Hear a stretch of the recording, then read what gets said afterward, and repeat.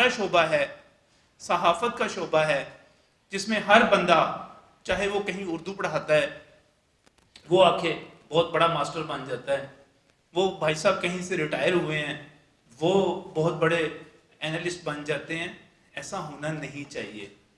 اس کا کچھ نقصان اس وجہ سے بھی ہے کہ شاید ماضی میں جرنلزم کی، میس کیمپ کی اس طرح کی تعلیم بھی نہیں تھی، بیک گراؤنڈ بھی نہیں تھا، پھر تیزی کے ساتھ سوشل میڈیا، پہلے الیکٹرانک میڈیا آیا تو اس میں یہ ساری چیزیں آہستہ آہستہ جو تھی، لوگوں کو ایک گیپ تھا، تجزیہ کاری کا گیپ تھا، تو پھر وہ لوگ جو اچھا بول سکتے تھے، جن کو صحافت کا کچھ نہیں پتا تھا،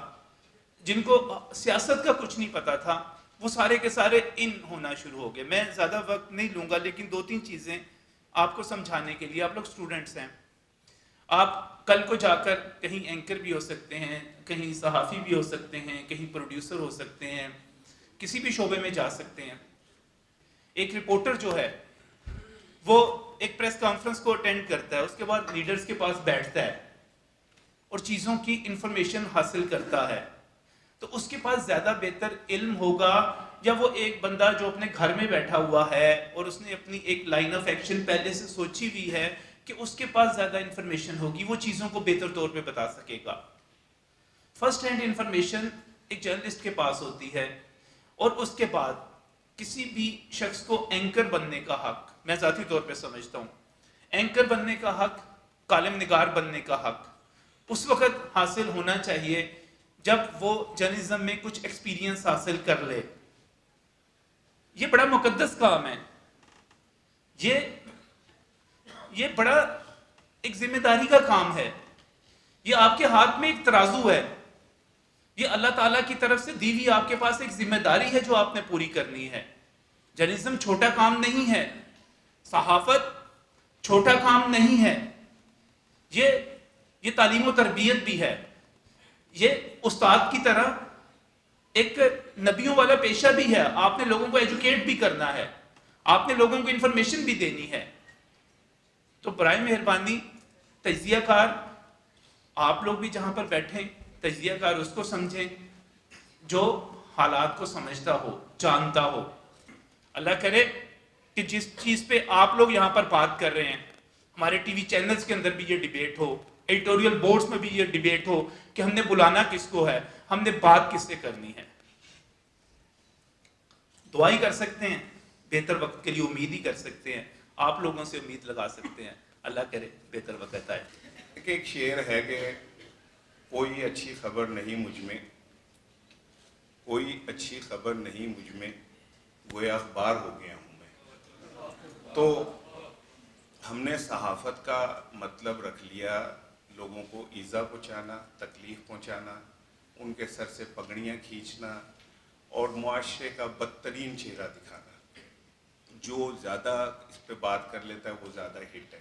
میں آپ کو یہ تو چونکہ سارے تعلیم یافتہ لوگ ہیں تو یہ انہوں نے آپ کو بڑی اکیڈمک باتیں بتائی، میں تو اخبار بیچتے بیچتے ایڈیٹر بنا ہوں، تو میں نے زندگی کو دوسرے انداز میں دیکھا ہوا ہے۔ میں نے اپنے کمپلیکسز کو اور اپنے احساس کمتریوں کو کی ریزنز تلاش کی ہیں کہ میں اگر اینکر نہیں ہوں،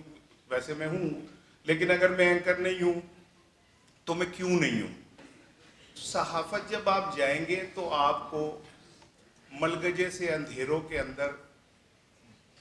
بکھرے ہوئے بالوں والے، کھچڑی سی پکی ہوئی بالوں والے، اینک لگے ہوئے لوگ، اور وہ مسلسل 8 گھنٹے کچھ کرتے ہوئے نظر آئیں گے، اور صبح ان کے گھروں کے اندر کچھ بچے اسکول نہیں جا پائیں گے کیونکہ انہیں تنخواہیں نہیں ملتی، اور کچھ کے جو ہیں وہ گھر کے اندر چولہا نہیں جل پائے گا، گیس آ بھی رہی ہو تو نہیں چل پائے گا کیونکہ ان کے پاس پکانے کے لیے کچھ نہیں ہوگا۔ یہ وہ لوگ ہیں جو فیض نے جن کے لیے کہا تھا نا کہ وہ جو تاریک راہوں پہ مارے گئے، یہ وہ لوگ ہیں جو ساری رات اپنی زندگی سیاہ کر کے اندھیروں میں مر جاتے ہیں، اور صبح اخبار جب چھپ جاتا ہے اور جب آپ لوگوں تک پہنچ جاتا ہے تو اس کو کیش کرنے کے لیے کچھ اور لوگ میدان میں آ جاتے ہیں۔ تو صحافت کچھ اور، صحافت تو روز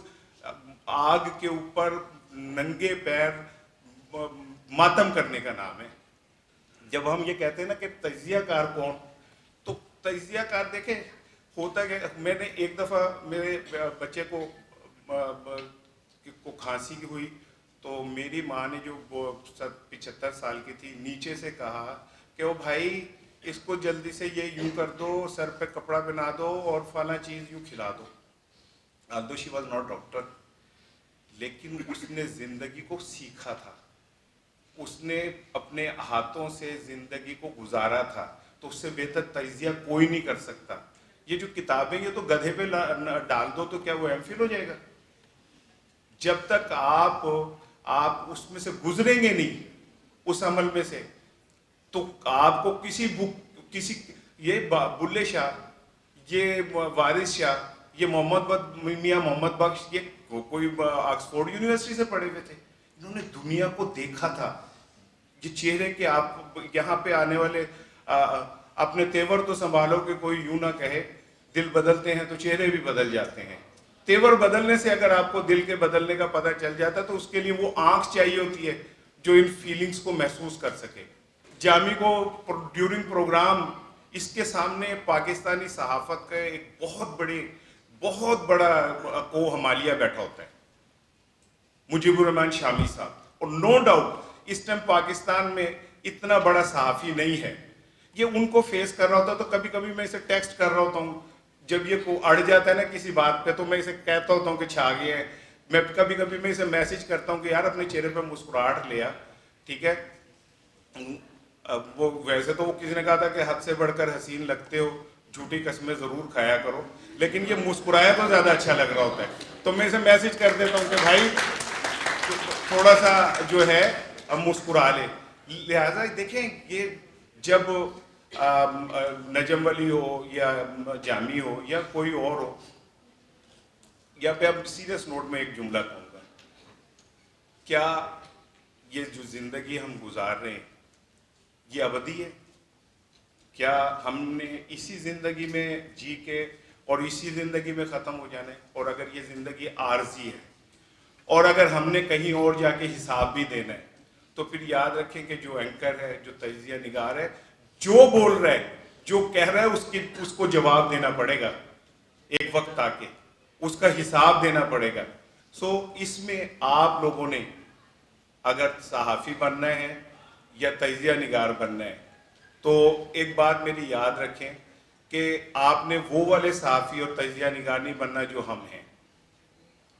ہم تو اپنی اننگ کھیل چکے،